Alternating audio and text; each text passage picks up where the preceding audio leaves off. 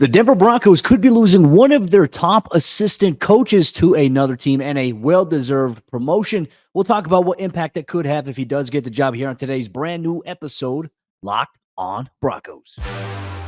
You are Locked on Broncos, your daily Denver Broncos podcast. Part of the Locked on Podcast Network. Your team every day.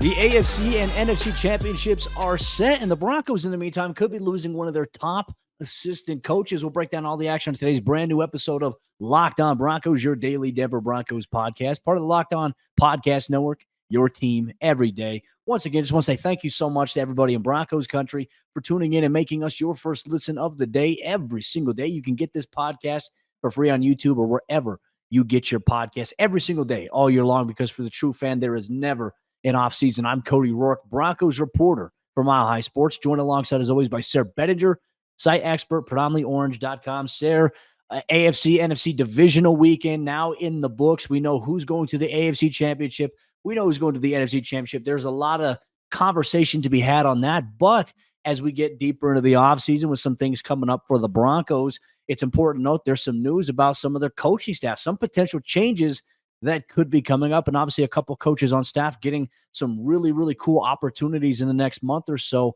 as well. We'll break it all down here on today's episode of the show. And first off, I think probably the biggest news we should start talking about. Last week, we all got the notification that Christian Parker, Broncos defensive backs coach, was set to interview with the New England Patriots for their defensive coordinator job. Obviously, that would be a tremendous gig for him. As we all know, Christian Parker, a big-time name in terms of rising coaches, young rising star coaches in the National Football League, participated in the teams in the NFL's Accelerator program in 2022 under Nathaniel Hackett. And look, as much as I would love CP to get a well-deserved promotion, part of me selfishly thinking like, man, I can't help but worry what type of negative impact his departure could potentially mean for the Broncos if that were the case. Yeah, he's a really good coach. Obviously, he's coached up a great group there in the defensive backfield ever since Vic Fangio brought him in that 2021 offseason when, of course, he joined the team along with Pat Surtain, who's been an all-pro multiple times over, at least voted by the players and not the media, right? So the players that he's actually playing against. And then, obviously, you've had maybe some more unheralded guys stepping up and playing really well. I mean, although he had a bad second year, Damari Mathis playing great as a rookie. We saw Fabian Moreau come in and hold down the fort for most of 2023. We've seen Justin Simmons continue to play great ball and maybe even get better under Christian Parker. I'm not saying he's the straw that stirs the whole drink or anything, but I mean, man, there's a common denominator. And I think that's what we're saying here. Jaquan McMillan, great development. Caden Stearns, PJ Locke. I mean, you could go up and down the defensive back room and see just improvement from young players. I think that's one of the key reasons why Sean Payton kept him on the staff, is developing young guys. I think that's why Gerard Mayo wants to have him out there in New England. Yeah, and look, we'll find out a little bit more because New England obviously know they're set now with Gerard Mayo as their head coach. They're looking for a DC candidate. And if Christian Parker were to get that job, I believe he'd be the youngest defensive coordinator in NFL history, if I'm not mistaken. A young guy, he's worked his way up through the college ranks, was a quality control coach for the Green Bay Packers, and it was recognized by Ed Donatell and Vic Fangio. They brought him over to help coach with the defensive backs, and then he took over the job after, he and Ed Donatell, I'd say they worked really kind of hand in hand when Ed was the DC here. And then obviously Ed got COVID during that 1 year, and so CP had to take on a lot on his plate, but he learned a lot from Vic Fangio, and there's a reason he's made it through 3 different coaching staffs now here in Denver. And I can tell you this, players in that locker room, they love Christian Parker, especially guys that don't even play cornerback or safety. They love Christian Parker as well. He's a very, very prominent voice vocally about their coverage schemes. He works very closely with Vance Joseph, and obviously Vance loved working with him as well. We all hope that CP will be back in Denver this year, coaching up that secondary once again, especially helping aid in the development of guys like Riley Moss, who we hope to see take the next step this upcoming season. But obviously a promotion would be well-deserved as his name has been thrown out there multiple times. I know Peter Schrager's thrown him out there. Tom Pelissero's thrown him out there. We've had a chance to talk with him. I've talked with CP many times, and just a bright coach, has a very, very great understanding of the defense. And I think of today's modern defenses and how to get the best coverage alignment out of your guys. So it's one of those things where, hey, you hope CP can get it just because he deserves it. But you also selfishly, if you're a Broncos fan, you're hoping he doesn't take the job or doesn't get it because you want him still staying in Denver. However, I wouldn't even be shocked at that point. Like at some point, CP could be promoted within Denver. He could receive a promotion. There's always an opportunity for that. But, one of those tough things, Sayre, when you have really good coaches, it stinks when they get poached, but it's also great opportunities. It says, hey, this is a guy with a tremendous impact for you. Now he's getting rewarded for his obviously production, for Denver and their secondary. And then I think it would open up a lot of questions. Like if CP were to leave, who would come in and coach the defensive backs? I mean, look, what CP's been able to build with that room, that level of leadership and the stuff that these guys do away from the field together, for a new coach to come in, you got to have to find a way to preserve that and also earn the trust of that room as well, which is going to be a big thing going forward. But, there's some other coaching news here for the Broncos as well, Sayre. As we all know that the Senior Bowl is coming up. We know that, the Broncos are going to be keeping their eyes on a lot of the quarterbacks there, but they're also going to have maybe some inside intel because they're going to have one of their assistant coaches there, offensive quality control coach Logan Kilgore. He worked with Arch Manning. I don't know if people knew that. He worked with Arch Manning, when he was up there in high school. And he will be coaching the tight ends at the Senior Bowl. So he's going to be able to see a little bit of Bo Nix, Michael Penix, and some other guys as well. And obviously for Davis Webb, also getting a really, really cool opportunity in the East-West Shrine Bowl.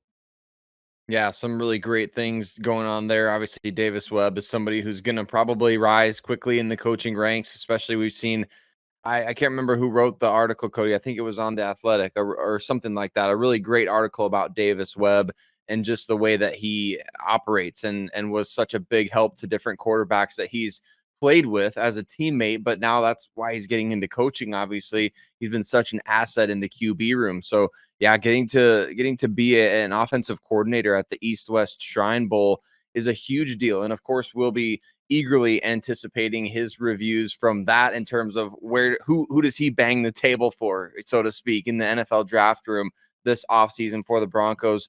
I did have another quick note too, Cody, on the Christian Parker thing. I mean, right now it's just one interview with the Patriots as far as we know, but man, these coaching jobs are going to fill up around the league very, very soon, and we have no idea who's going to try to poach him thereafter. I mean, Ejiro Evero has got multiple head coach interviews. I believe he's interviewing for a second time with Carolina and Seattle. So just imagine Ejiro Evero gets a head coaching position somewhere. Who do you think he's going to call to be a defensive coordinator potentially? So I think there's a lot of opportunities for guys to get poached. And that's the catch-22 of these guys like Davis Webb and obviously Kilgore getting opportunities to coach in events like this. Is it shines the light on how good they are at what they do, builds the networking. And we know in the NFL, the coaching world, it's all about who you know.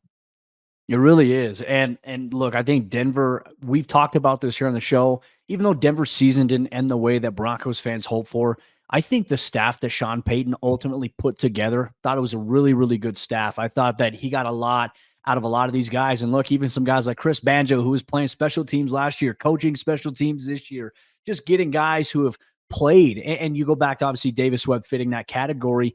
It's good to have that perspective, being able to be a player and to be able to share your insight, what you're reading. And look, some guys are better cerebrally than they are maybe physically on the football field.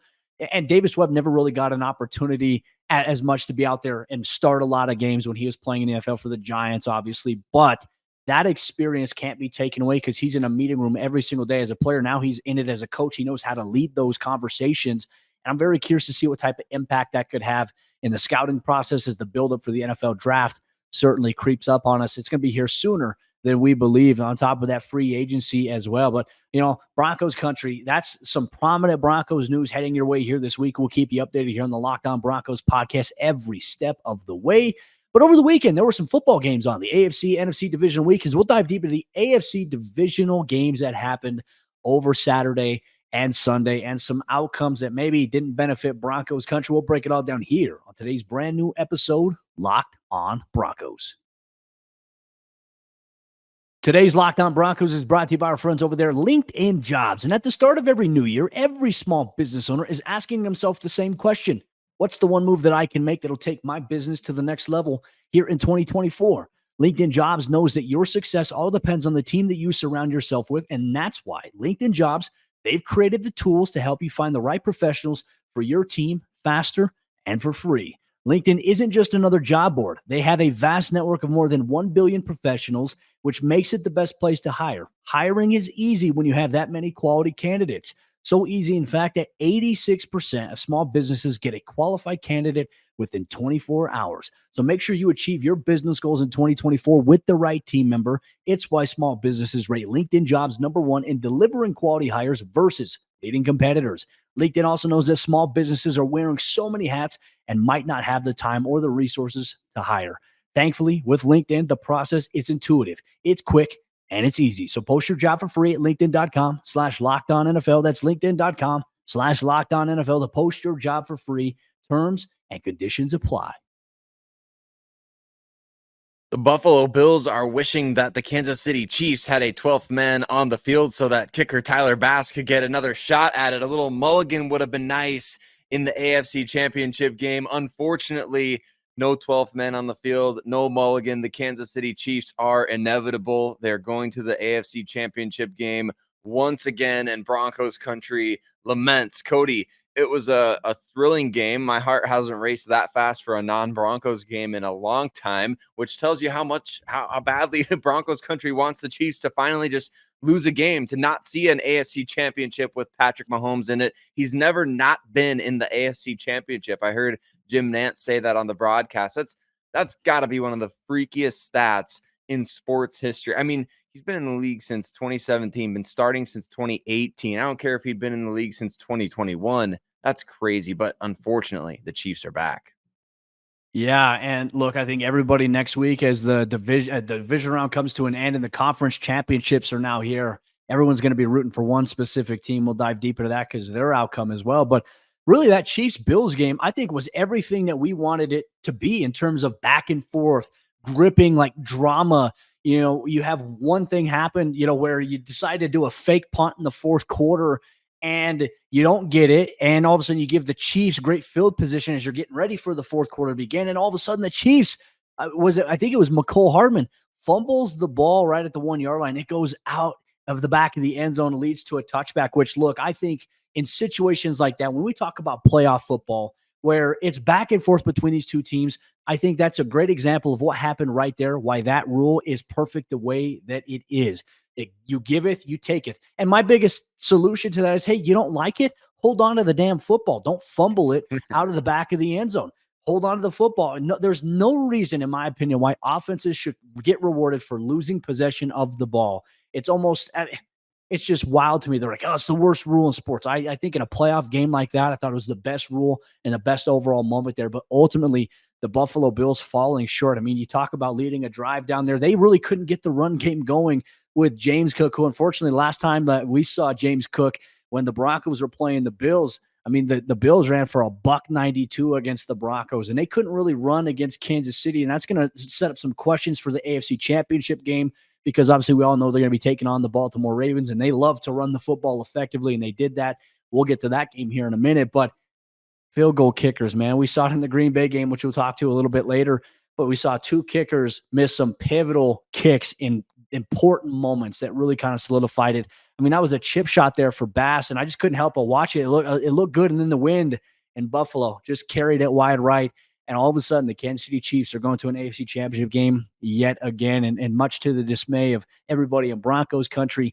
Everyone's going to be rooting for, I think it's the Ravens flock, if I'm not mistaken. So if you want to get some more insight on that, obviously you can check out the Locked On Chiefs podcast. You can check out the Locked On Ravens podcast here on the Locked On Podcast Network. They'll have you covered throughout the week, previewing the biggest storylines for championship weekend here inside the AFC side of things. But unfortunate. And look, I think it leads to a lot of credence. There could be some changes with the Buffalo Bills coming up this offseason. But one thing we do know is that the AFC is very, very strong. And I think with the game that we saw on Saturday between the Ravens and the Texans, despite the fact that the Ravens really kind of controlled that, for a moment, we saw that, hey, you know what? Even though that Houston lost that game, they're going to be good for quite some time with D'Amico Ryans, with C.J. Stroud, and that defense that they have. And they're going to have another offseason to build in free agency in the draft. The AFC, I just came away from this week and watching these games and thinking, man, Denver's going to have to do something to close the gap, because you look at the separation for some of the top teams in the NFL, man, it's like Denver competed with some of these guys this year. But in my opinion, they've got to find a way to sustain, and they got to find a way to go the extra mile. I don't have that confidence in this team right now to be able to do that. But man, what a game that we saw initially there. The Ravens came out on fire. They really kind of controlled the tempo, but CJ Stroud still made it interesting. He did, and that was a fun game. Obviously, we were wondering, were the Ravens going to be kind of rusty or were they going to look rested? And it was certainly the latter on that one. I mean, they looked sharp out Except there. the first half. Except the first half. Yeah, they got it going. Not the first half, but Isaiah Likely, Cody. I mean, my gosh, the guy was out there mossing folks. He was out there racking up yards after the catch. What a game from him. And what a luxury for the Ravens to have weapons upon weapons. I mean, that's kind of been the conversation throughout Lamar Jackson's career, hasn't it? Is like, get this guy a receiver. I mean, he's been out there throwing to Nelson Aguilar as his number one and all these different things through the years. And he's got a plethora of guys out there now. But I think the one common theme that I took from this weekend of games, Cody, AFC and NFC, it's draft a quarterback, man. I mean, 6 out of the 8 teams that remained drafted their quarterback, and the Lions and Bucks both had former number 1 overall picks within the last 7-8 years. So I just think, hey, I mean, you got to draft a quarterback. Like, if you're the Broncos, draft a freaking quarterback. Every single one of these teams that's playing well drafted a guy or got a guy that was drafted really high. So I think, man, the formula is not that complicated. George Payton's never drafted a quarterback. Sean Payton never drafted a quarterback. Like, and I don't mean never as in never from Sean Payton. Like, he never took a first or second rounder at the quarterback position. So we're talking about third rounders and beyond. That's not much. And George Payton, where with the Broncos, where's the quarterback draft pick? There's no Brock Purdy. There's no, there's no Aiden O'Connell. There's no nothing. There's nothing. So that was the most frustrating aspect for me, Cody, is watching all these teams excel. The common denominator is drafted quarterbacks. And man, even 3 of the final 4 teams now remaining as we pursue the Super Bowl, 3 of the final 4 have drafted quarterbacks. I don't know. Maybe I'm taking the crazy pills here, Cody. You tell me what you think. I know I went off on a tangent, but that's just the way that I felt watching these games. Yeah, no, I agree with you too. And look, there was a plan with all these guys. Like, I think you can make an argument. You could every situation. I know Detroit's different because they traded for obviously Jared Goff. They sent Stafford over there, but as you mentioned, Goff was obviously a top draft pick. Baker Mayfield and Tampa Bay a top draft pick.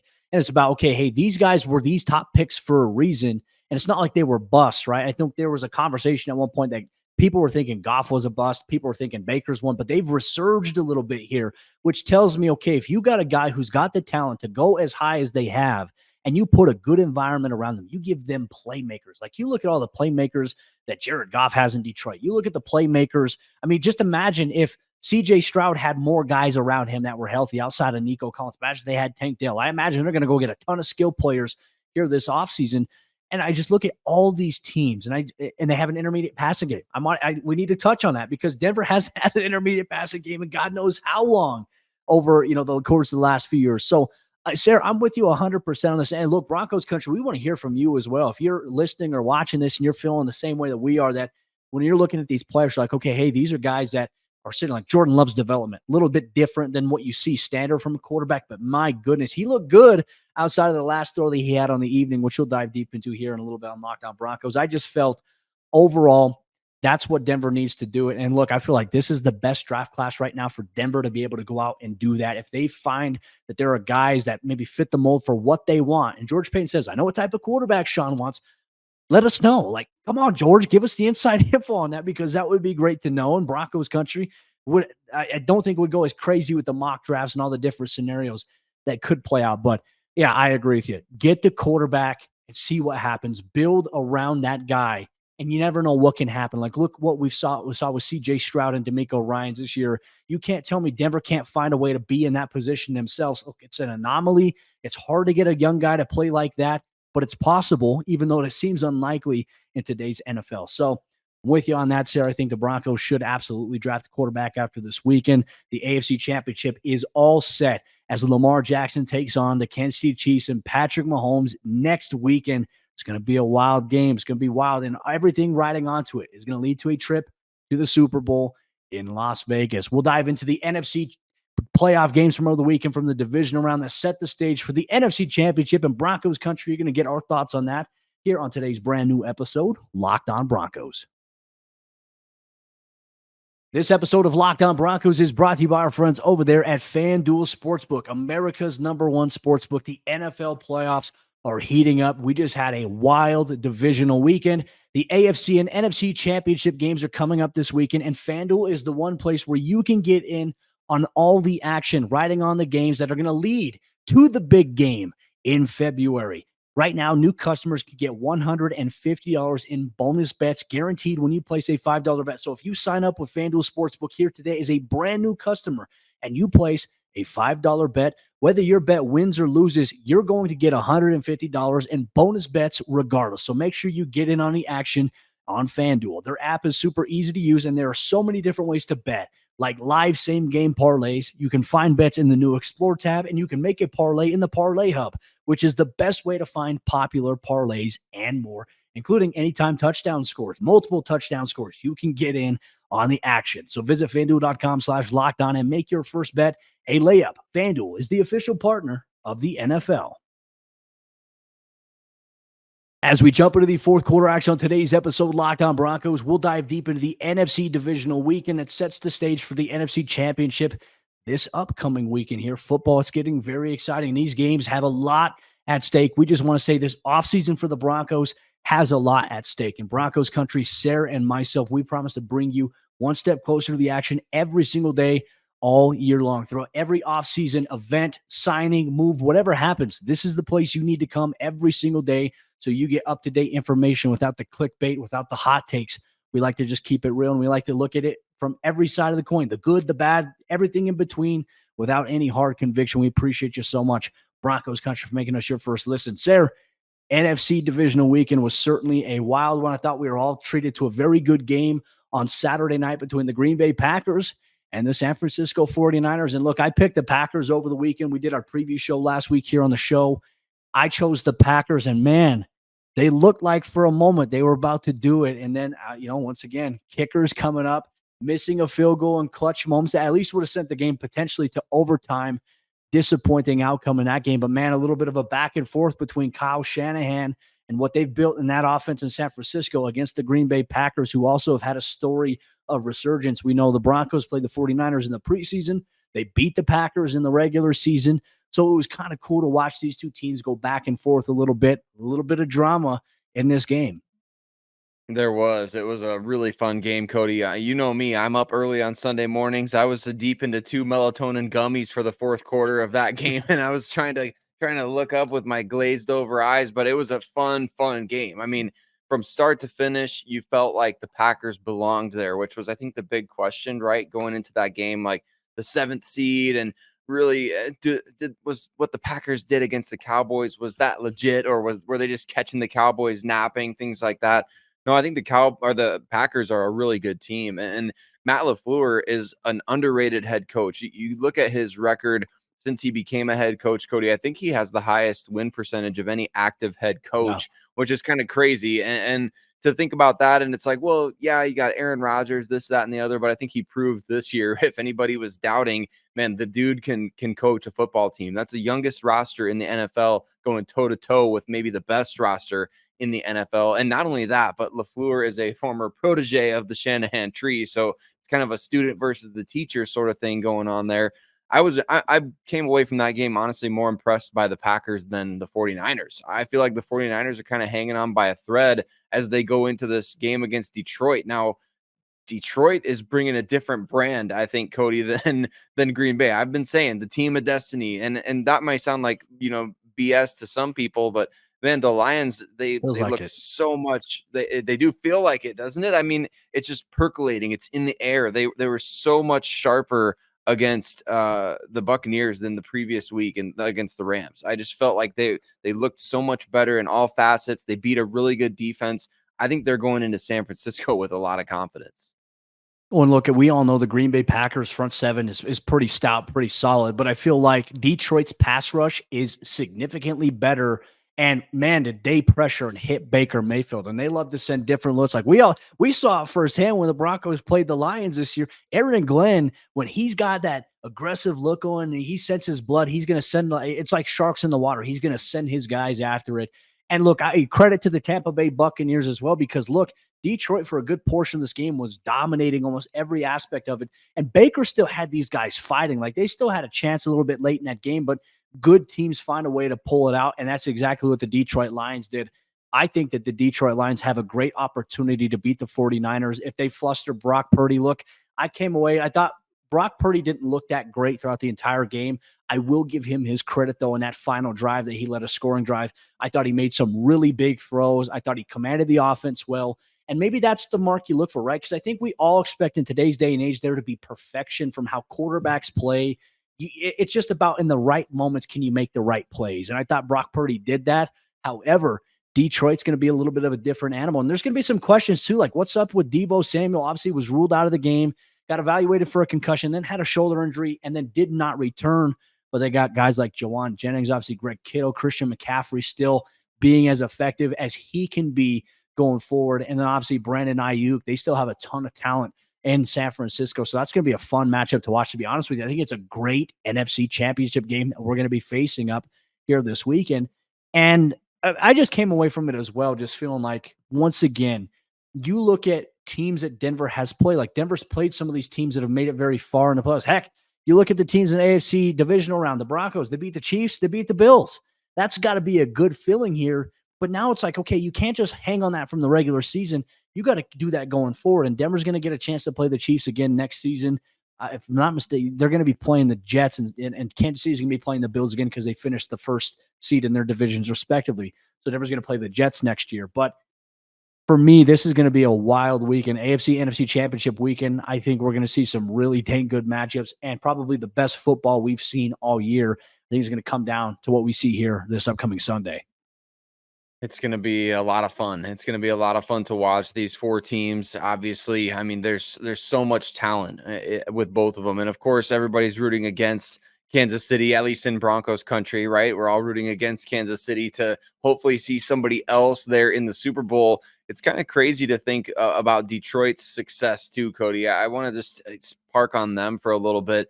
When you see what they've been doing under Dan Campbell and kind of the way that they've approached the NFL draft and fighting against conventional logic. I know a lot of folks really hammered them after the 2023 NFL draft in particular for taking a running back with their top pick. And then you follow that up with off-ball linebacker. Then you go tight end with your first pick in round 2. It's like, oh, and then you go up with a safety with.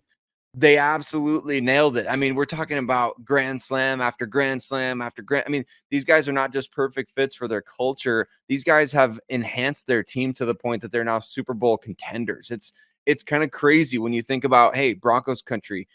A lot of people like to say, man, this Broncos team is not just one or two pieces away. I'm not saying you can do this every single year in the NFL draft, but man, we revered the 2016 class from the New Orleans Saints for the longest time. Remember, they just took all pro after all pro. They're talking about the Detroit Lions this year, and we've looked at other draft classes in the years in between. Why can't the Broncos go out and have a draft class like this, right? Why can't they go out and have a class that just has instant impact after instant impact? And maybe that's what they need to really be looking for, Cody, is not so much. We talked a lot at the NFL draft time about Sean Payton saying we have a vision for some of these guys. And he's like, some of these guys, it's, 1 year down the road. Sometimes it's 2. Sometimes they play right away. They need to target guys that are going to contribute immediately in 2024. I agree with you 100%. Broncos country, we want to hear from you as well. What do you think Denver should do? I mean, when you look at these teams that are playing in championship week, and I always think about it too, Sayre, and I'm like, okay, these guys are here. Like, you look at Kansas City, they've been very good at the draft as well. They've been very under the radar with how they've gone through. Obviously, they've signed some really good free agents. They've spent a lot of money. They've had, obviously, Patrick Mahomes. They have a guy who's a ridiculous quarterback. But you look at all these teams here in divisional week, and you look at the teams in championship weekend next week, and the common denominators are these are teams that build the right way, that are patient, and that get guys that are dogs, guys that are not like maybe players. They get guys that are guaranteed. And that's hard to, like, that's where you really have to be good with your evaluation in the scouting department, because you never know. But you have to have conviction at least, and you never want to reach for a guy. But if you believe a guy's going to be someone who can come in and impact your offense or your defense right away, I look at so many guys on all these teams in championship weekend this weekend, and I see that. I see it all across the board, and a couple of really good guys that they got in NFL free agency, or teams that, they traded for players, obviously, like Roquan Smith, for example. I mean, you look at all those guys. You look at Patrick Queen, who they drafted in Baltimore, that Denver at one point wanted. I remember that Denver was trying to trade back up to try to get Patrick Queen, and then the Ravens took him. I do remember that story coming out. But There's a lot I think you can look at in terms of what makes these teams championship contenders. What can Denver do to emulate that? First off, as we said earlier, draft a damn quarterback and then build. Get you some dogs. Easier said than done, but it's doable here. And we'll see if the Broncos can make some hay this offseason here. But that'll wrap up today's episode of the show, Broncos Country. We're going to keep you up to date all throughout the week as there's some landscape changes around the NFL. Surely some more coaches on the Broncos coaching staff could have interest from other teams. We'll keep you updated on that. We'll also look ahead as well as we get closer to the AFC NFC Championship weekend. We'll look at some of the angles here for the Denver Broncos, some other questions that we have in the buildup to what's going on here. We'll get into that this week on Locked On Broncos.